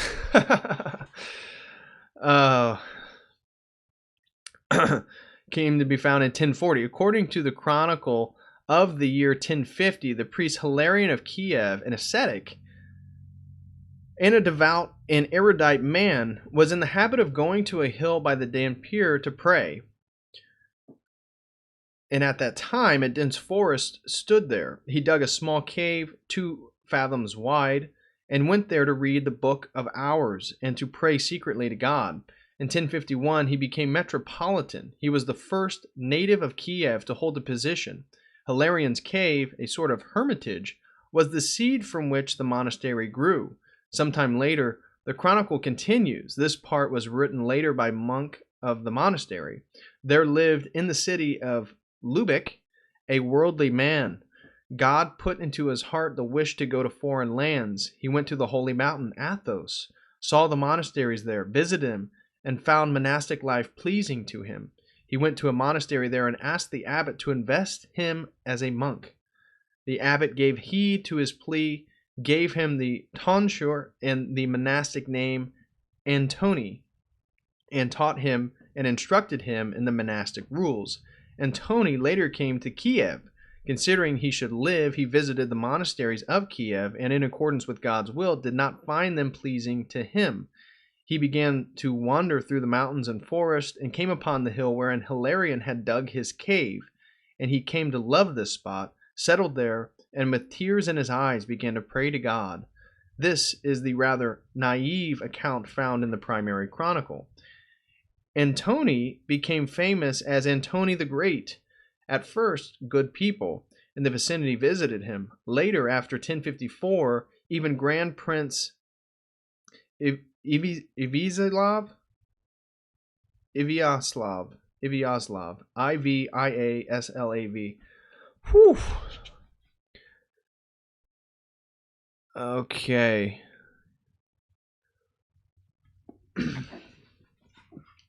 All right. Continuing on. Iviaslav paid him a visit, and all learned from Antony the Great and venerated him, and brothers began to come to him, and he accepted them and invested them.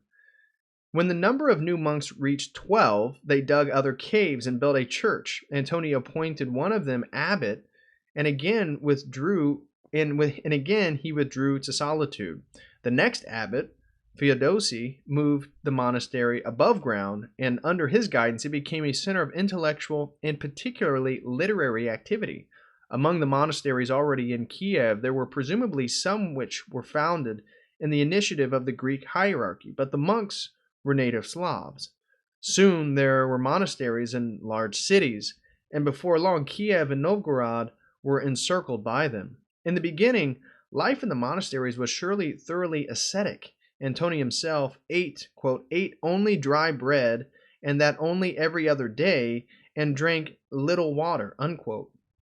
The Chronicle for the year 1051 goes on to report that he, quote, rested neither by day nor by night, making every effort to stay awake and to continue praying, unquote.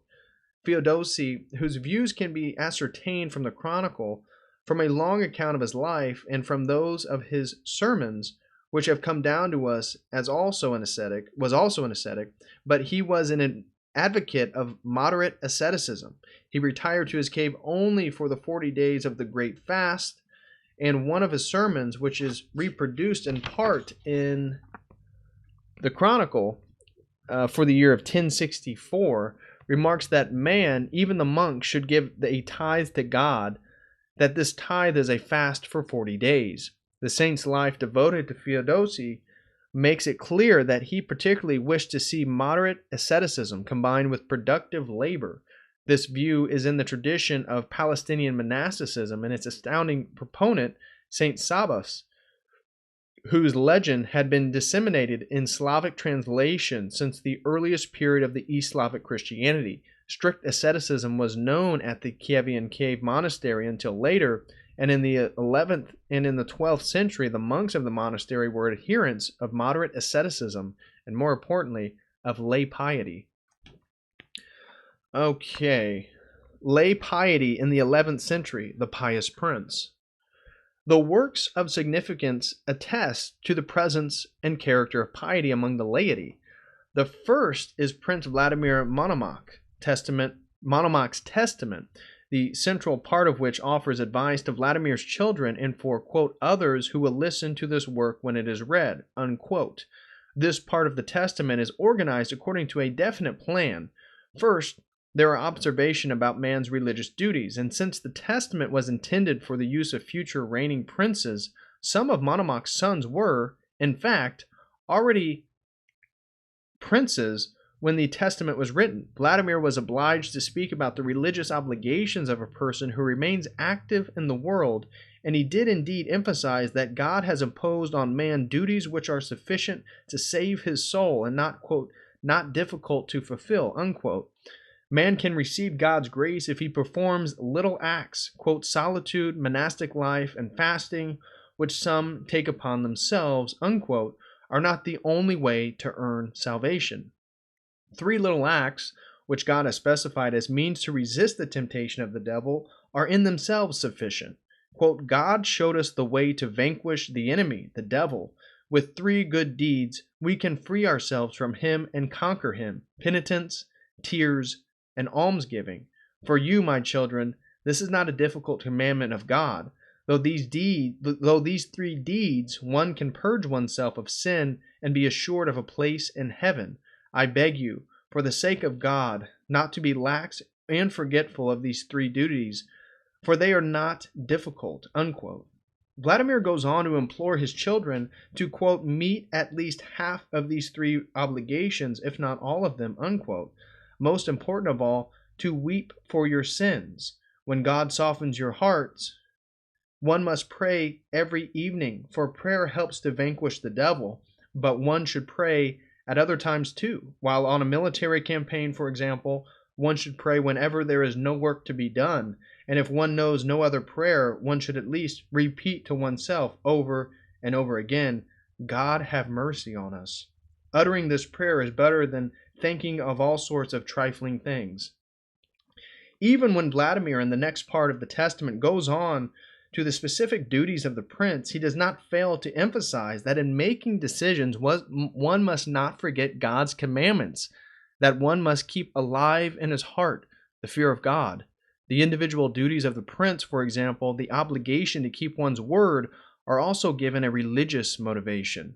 It is clear from a circular letter from the Metropolitan Nicephor to Vladimir that the Greek clergy approved of the prince's lay piety, even if the last part of the Chronicle of the 11th century, as some historians of literature suspect, was written by Vladimir Monomach's command, and although it emphasizes the positive side of the political activity and presents an idealized portrait of Vladimir, this portrait nevertheless shows how the chronicler and Vladimir himself, who directed the chronicler's work, conceived to be the characteristics of the ideal, quote, Christian prince, unquote.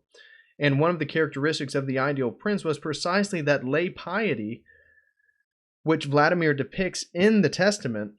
Vladimir does not reject monastic asceticism, but he does emphasize that it is not the only possible form of piety and not the only path to spiritual salvation.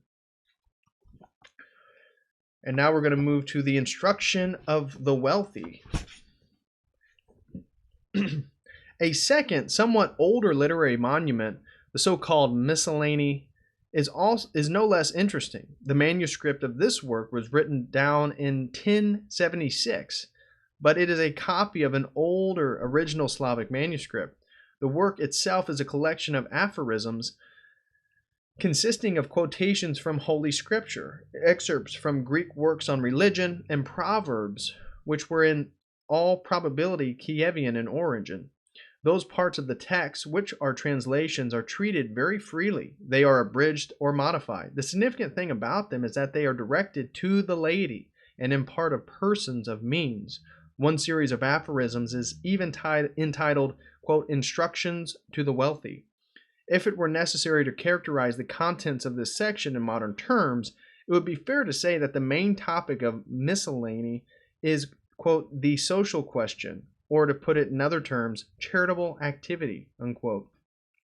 The miscellany places particular emphasis on almsgiving, one for the three easy duties of a worldly man, of which Vladimir Monomach speaks. The author of the miscellany do not waste a single word on asceticism as a path to heaven. Helping the poor is sufficient. The prayers of almsgivers are heeded by God. Their sins are forgiven.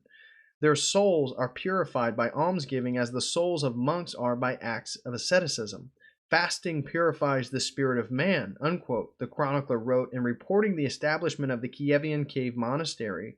The miscellany of 1076, on the other hand, asserts, quote, water extinguishes fire, and almsgiving purifies one from his sins. He who is merciful to the poor will receive the grace of God, and his prayers will be heard in heaven, unquote.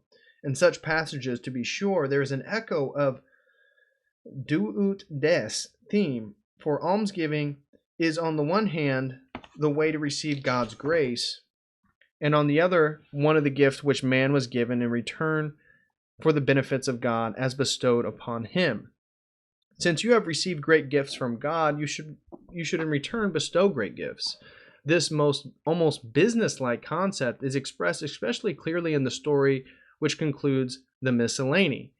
Quote, the tale of merciful Sozomen, S-O-Z-O-M-E-N, Sozomen. The story is surely a translation. It is also found later, as late as the 19th century, in religious manuscripts. Sozomen, who gave his cloak to a beggar, saw in a dream what he would receive in return when he got to heaven, several chests full of costly garments, and this dream moved him to continue to the charitable.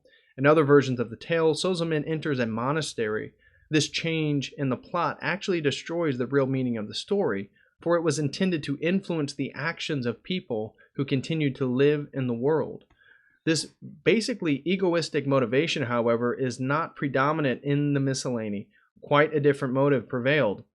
The authors wanted to arouse the compassion and sympathy of the wealthy, and for that reason they portrayed the suffering of the poor in words in which they meant to move the reader and leave an indelible impression on his mind. Quote, when you are lying in a well-appointed room and you hear the rustling of a heavy rain, think of the poor and how they are lying out of the doors, with the raindrops striking them like arrows. Some of them are sitting up because they could not get to sleep and got up because of the rain. And when in the winter you are sitting in the warm room and have taken off your clothes without a care in the world, think with a sigh of the poor and how they cover over a little fire. Their eyes smart from the smoke. They are only able to keep their hands warm, but their backs and their whole bodies are cold from the frost, unquote. From this, the reader cannot but conclude that the poor must be helped. Old child, give food to the hungry, give drink to the thirsty, give lodging to the wanderer, visit the sick, visit those who are imprisoned, see their need and sigh. It is most significant that helping the poor is placed above concern for splendor in the churches. When one makes donations to churches which do not have things they need, then it is right to give them something to make donations. But one who donates something to a wealthy church cannot know what will happen later to his gifts. Later, the gift may be neglected or lost or stolen by bandits or looters. Alms given to the needy, by contrast, represent a gift made to God.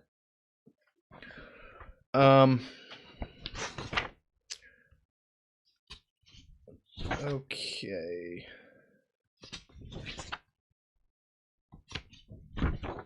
Yeah, that's what I was wanting to read. The ideal Christian knight. So, We still doing good, fellas? Orthodoxy is a Russian plot brainwashing young American men to join their cult for geopolitical reasons. Their churches are basis of spy outs. Okay. Anyways, we're going to read about the ideal Christian knight. The remarkable thing about the picture of these sad and troubled times is that along with egocentrism, the princely honor, and the egoism which spurred princes on to possess a share of the Russian land, the Christian view of the, quote, world also finds expression. The very princes who are behaving for all the world like pagans probably thought of themselves as good Christians, and the Christian concept of history is clearly that which the chroniclers subscribed. At this time, it was believed that historical events were determined by the will of God. Only infrequently, at that time, I still believe historical events are determined by the will of God. Only infrequently do the chroniclers attribute to their princely heroes phrases which speak on behalf of blind faith, such as, "We will simply have to wait to see what happens," or for the personal lot of the individual, "My time has come." Almost always the phrase is, "We place our hope in God." Men wait to see what God will give us, or, quote, how God will provide for us, or how God will lead us. In conflicts between mortals, it is God who decides. God shall judge between the two of us. The decision rests with our Savior. The sacred cross brings victory. Behind all men stand God and the power of the cross.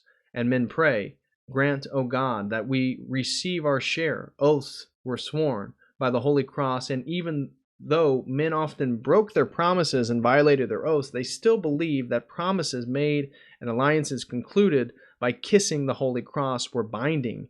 And to be sure, as early as the 12th century, we encounter a prince who mocks his oath and the Holy Cross. Prince Vladimir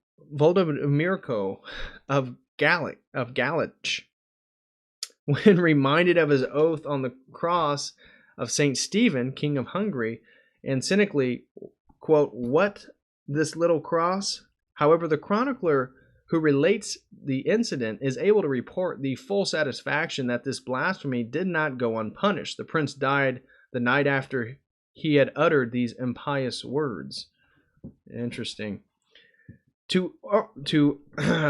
The outcome of any event that was determined by luck is misfortune. Rather, it was considered the reward of the punishment which was meted out by God, by Christ, by the Virgin Mary. Some have emphasized, quite correctly, that in depictions of the chronicles, the victors are for the most part portrayed as the advocates of a just cause.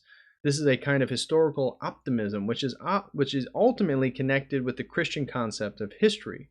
Russia is also frequently referred to as a Christian land whenever it is cited as justification for political actions, and by, quote, Russia, the chronicles meant almost exclusively the southern territories, the Ukraine, the idea of a country which is singled out as somehow especially Christian in character did not yet exist at all, and more importantly, the formula, quote, Holy Russia, did not either. The same princes, however, who on occasion concluded military alliances with the pagan Polvotsy, justified their actions roughly as follows, quote, "I shall toil for Russia. Grant, O Lord, that we risk our lives for Christians and for Russia and act as the martyrs have acted," unquote. On the other hand, and this is significant, similar reasons were given for preserving the peace. This was done, quote, "for Russia and for the Christians," unquote.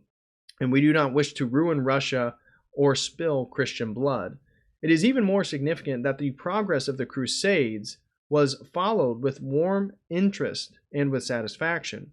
In 1188 and 1190, the chronicler of Kiev wrote down short reports about the Crusades, and these notations suffice to show the strength of the ideal of the Christian knight at the time, even though perhaps not among the, quote, knights themselves. Quote, "In this year the German emperor and his entire people went to do battle for the grave of Christ. God revealed this to him through an angel and commanded him to go forth. When they had arrived, they fought valiantly against the godless Hungarians. The chronicler believes that the Crusaders will be greatly rewarded. Those Germans, together with their emperor, have shedded their blood for Christ as the holy martyrs did. Over them our Lord made a sign. When one of them had fallen in combat with the foe, after 3 days his body was taken from its coffin by an angel of God, and the others who had seen this strove to suffer also for the sake of Christ. The will of God was expressed in them, and he led them to his chosen flock, to the martyrs. The chroniclers present quite well-rounded descriptions of some of the pious Christian princes. For example, of Prince Rostislav of Smolensk, later of Kiev. Gosh, I'm so terrible at pronouncing these Slavic names. I cannot do it. The chroniclers, hold on, lost my place. The Chronicle reports he placed in the Church of the Virgin Mary burnt. I'm sorry, hold on.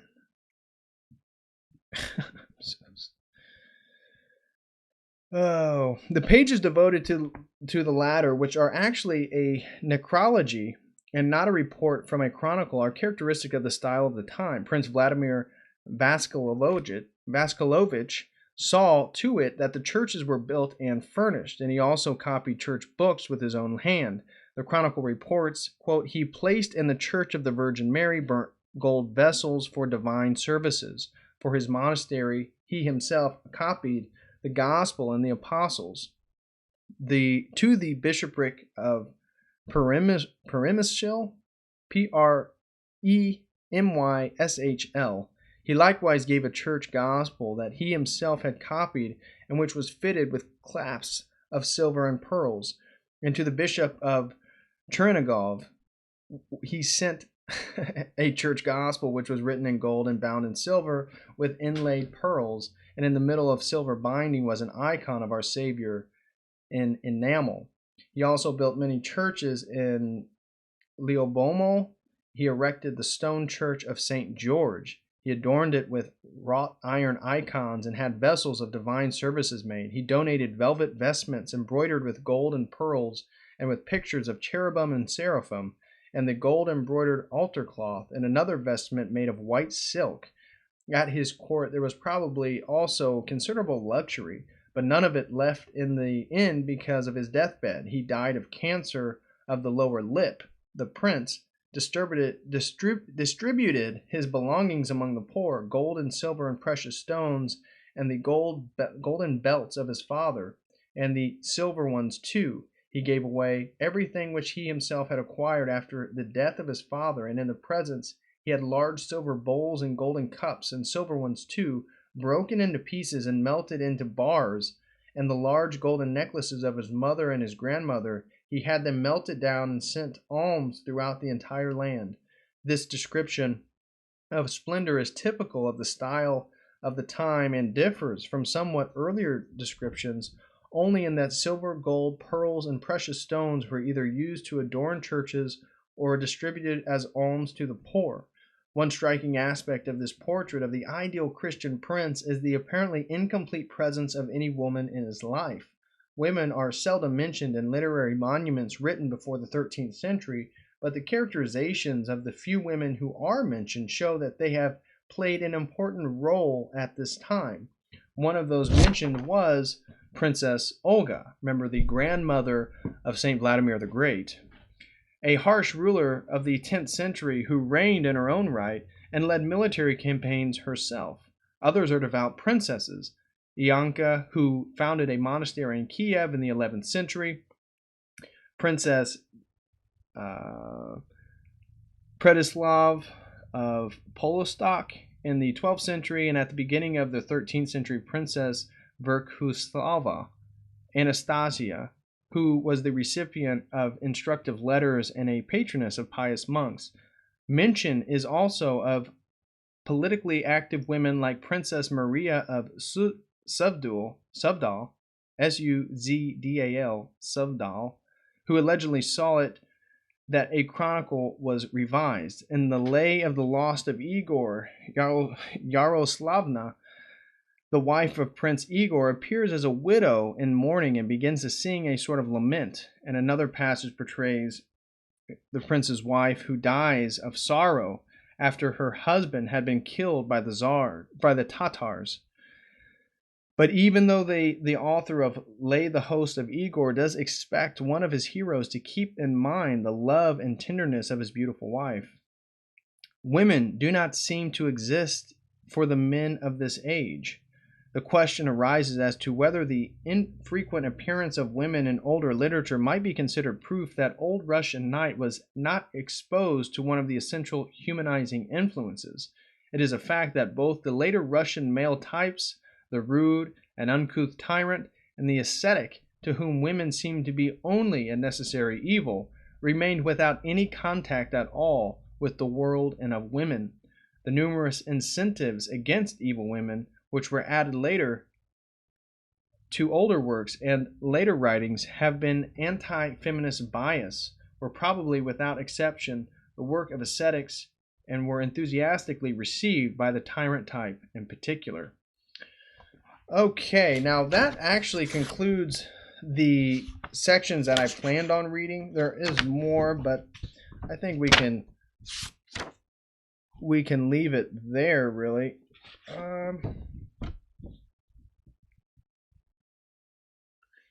Well, there's this one section I thought was interesting that I can add. This the sources of anti-ascetic writings. I'll just read this and then we'll kind of conclude this topic. The sources of anti-ascetic writings.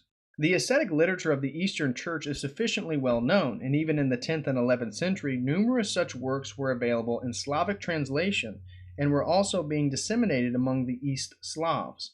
Ascetic tendencies and ascetic writings amongst the East Slavs were thus easy to account for. But where did anti-ascetic ideas come from? What tradition led to writings like the story about Isaaki, Isaakii,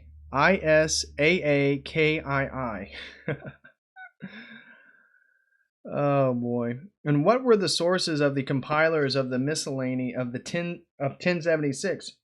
These questions have perturbated a few scholars who first called attention to the existence of two religious movements in Old Russia. You only learn that after being initiated. Formally, attempts were made to answer these questions by tracing the lay piety of the 11th century and the cheerful optimism of early Kievan religious literature back to the influence of Bulgarian tradition. It is assumed that until 1037, the Russian Church was actually subordinate to the Bulgarian hierarchy. Then it can be assumed that the Bulgarian Church was influential in Kiev and Novgorod. This answer, of course, is based on two unproven hypotheses: the existence of a Bulgarian hierarchy in Old Russia and a special variant of Bulgarian Christianity. The second hypothesis, in particular, is a very bold one, for precious little is known about the Bulgarian Church of the 10th and 11th centuries, and nothing at all about its anti-ascetic optimistic Christianity. Indeed, religious life in Bulgaria was characterized by the growth of a heretical movement called Bogolomism, which was, in fact, opposed to the anti-ascetic movements found among the East Slavs. Moreover, at that time, Bulgaria was merely a province of the Byzantine Empire, and even the Bulgarian Church's relative independence, which was soon to come to an end, was hardly suitable soil for an optimistic view of the world. Finally, the Bulgarian hierarchy could have reigned over the East Slavs only until 1037, but all the writings under discussion here are from a later time, when a Greek metropolitan was residing in Kiev, and Greek bishops in other cities. It seems probable that both religious movements in Old Russia go back to Greek origins. The Byzantine religious literature was not exclusively ascetic. Was pointed out when it was noted above that the Patriarchon of Palladius served as a model for the story of Saint Isaaki, Isaakii. Moreover, It was in the 10th century that Simeon the New Theologian, an influential churchman and preacher who publicly advocated a purely anti-ascetic lay piety, was active in Byzantium. In his writings, Simeon placed perhaps even more emphasis on the possibility of achieving spiritual salvation within the world than the East Slavs did in their works. Slavic translations of Simeon's works are extant in copies made in the 15th century, but it is quite possible that the original translations were made much earlier. Not nearly enough research has been done on old Russian translations to permit us to draw any definite conclusions about the ideological influences of this literature. Even the most thorough descriptions of manuscripts often designate works only by title or by the words of the text. Furthermore, between the 11th and 13th centuries, an era when numerous and in part excellent translations from Greek were being made in Kiev and elsewhere, there were certainly no small number of East Slavs who knew Greek and were able to read Simeon's works in the original. Among these, to mention only the well-known East Slav authors, were Bishop Kirill of Turov and Vladimir Monomakh, who was the son of a Byzantine princess. Finally, it should not be forgotten that there were East Slavs who served as secretaries to the Greek hierarchs. In short, the sources of ascetic and anti-ascetic trends in the religious life of old Russia are not known, and it is quite possible that the one or the other of these views presented in religious literature is even indigenous. All right, so then it goes on to the 13th century and moves forward, and we'll just kind of conclude there. So that is our reading. I apologize for the continual butchering of the Slavic names. I cannot pronounce that stuff. It's rather embarrassing, but I did my best. So the 13 of you guys that are still here, how we doing? You guys got any questions that you'd like to lay out? Anybody got some fun plans for this weekend? Just curious. Nate, what are you doing this weekend? You got any fun plans? My church canceled all our services and stuff, which was interesting. We had a pre-sanctified liturgy tonight and Vespers, and the Divine Liturgy is still going on Sunday, but just curious what you guys are up to. Anybody got some fun plans?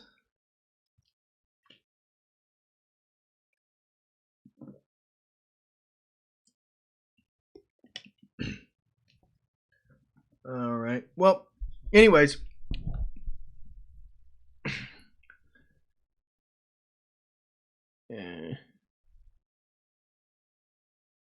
anybody in the chat? I guess not. So it's all good in the hood. We will conclude this video. Thank you guys for tuning in. This was a discussion on the Christianization of East Slavs. I know that it may have been difficult to follow because there was a lot of Slavic terms and words that I wasn't familiar with. This is the book that we were reading from, if you aren't already familiar, and I do think it's actually a great resource. I've been working through this book, and I actually like it quite a bit. Oh, thank you, Nathan. But anyways, if you're interested, I do recommend that. And that really concludes our video on the Christianization of the East Slavs. Thank you guys, everybody who has tuned in. Thank you guys who joined us in the chat, and anybody who will watch this video in the future, especially if you make it this far. It was a very difficult read, and if you have bared with me in my terrible pronunciation of Slavic names and words, I thank you. So with that being said, thank you guys for all the love and support. I will have some more content coming out very, very soon. Oh, thank you, Justin. And we need to set up a time to talk as well. But thank you guys, and I will see you all in the future. And as always, until next time, God bless.